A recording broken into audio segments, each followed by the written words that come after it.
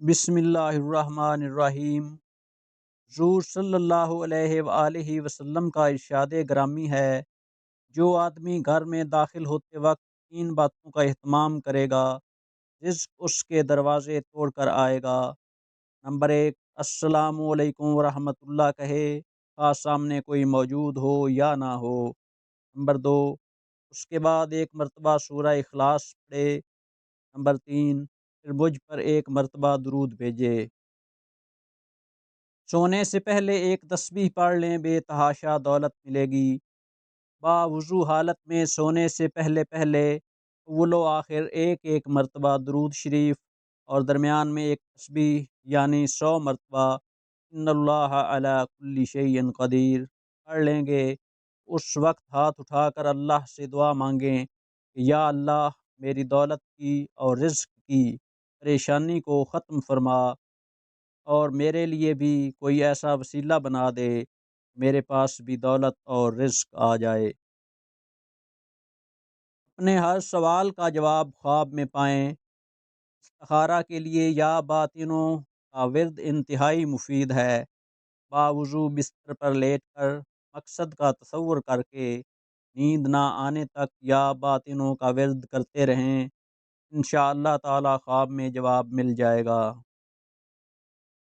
کسی کے دل میں اپنی محبت پیدا کرنی ہو تو 45 بار سورہ اخلاص اور 11 بار اول و آخر درود شریف پڑھ کر اس شخص کا تصور کر کے سو جائیں۔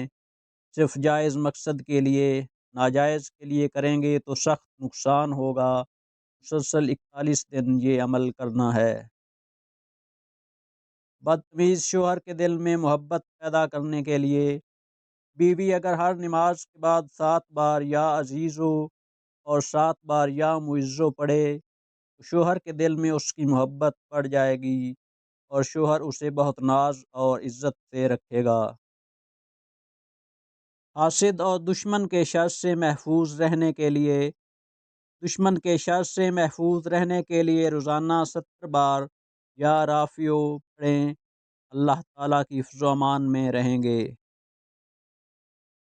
غصے کا علاج: اگر کوئی شخص غصے کا بہت تیز ہو اور چھوٹی چھوٹی باتوں پر لڑائی جھگڑے پر اتر آتا ہو تو روزانہ 41 مرتبہ سورہ فاتحہ پانی پر دم کر کے 41 دن تک پلائیں، انشاءاللہ اس کے مزاج میں نرمی آ جائے گی۔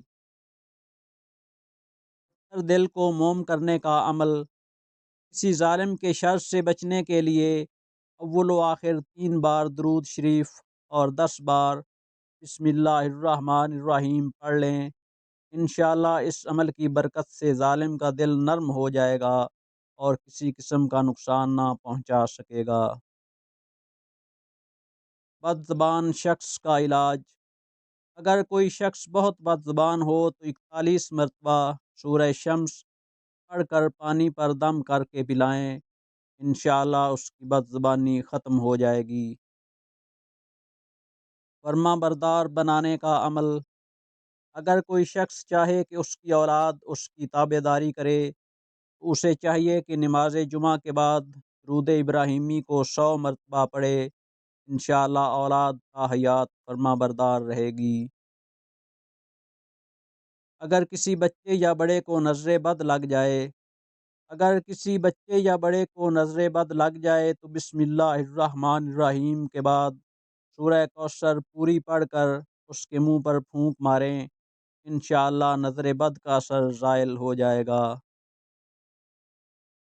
ہر قسم کا بخار دور کرنے کا عمل: امام جعفر صادق رحمۃ اللہ علیہ سے منقول ہے، سورہ فاتحہ 40 بار پانی پر دم کر کے بخار والے کے منہ پر چھینٹا ماریں، انشاءاللہ بخار دور ہو جائے گا۔